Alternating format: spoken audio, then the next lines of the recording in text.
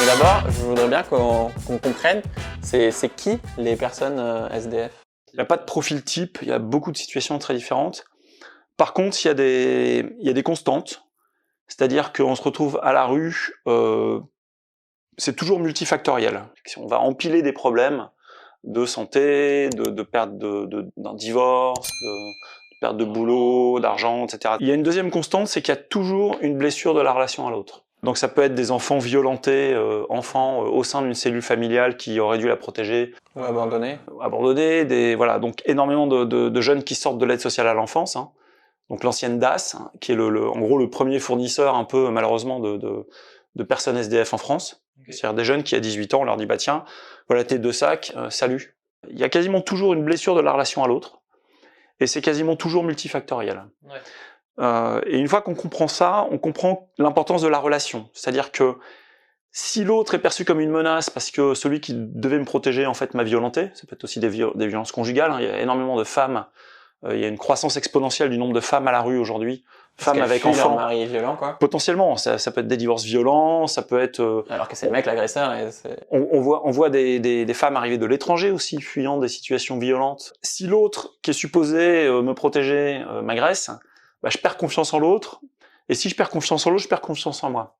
C'est-à-dire que l'autre est un agresseur potentiel, et moi-même je vaux rien, et du coup une espèce de spirale dans laquelle on tombe.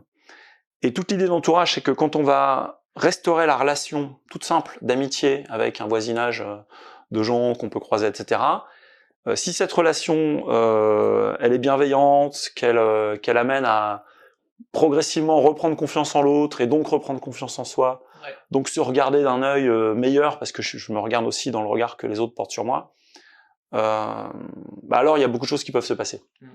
Donc j'ai aussi 3 stats là pour montrer la diversité des profils. Il y a 20% des personnes SDF qui sont des enfants. Genre, enfin, je sais pas vous, mais enfin moi j'aurais pensé que c'était beaucoup moins. 40% qui sont des femmes, ça aussi c'est énorme. Et un quart des SDF adultes francophones qui ont un travail mais qui en fait n'ont pas les moyens de payer un loyer. Donc c'est aussi bah où est-ce que tu laisses tes affaires en sécurité pendant que tu travailles, quoi. Et sur ce quart qui travaillent, il y en a une proportion non négligeable qui sont en CDI même. Ouais. Quant aux femmes, en fait, on n'a pas l'impression qu'elles sont 40%, mais parce qu'elles se cachent, parce qu'elles sont prioritaires aussi dans les hébergements d'urgence, donc elles peuvent être placées dans des foyers ou dans des hôtels sociaux, donc on les voit moins. Okay. Les femmes avec enfants, et c'est dramatique.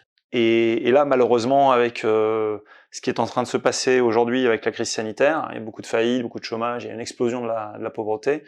Ouais, ce Secours populaire qui a fait cette enquête, où il disait que donc ils avaient eu une explosion du nombre de personnes qui venaient chercher de l'aide dans leur centre, et 45% de ces personnes, c'est la première fois qu'ils les voyaient.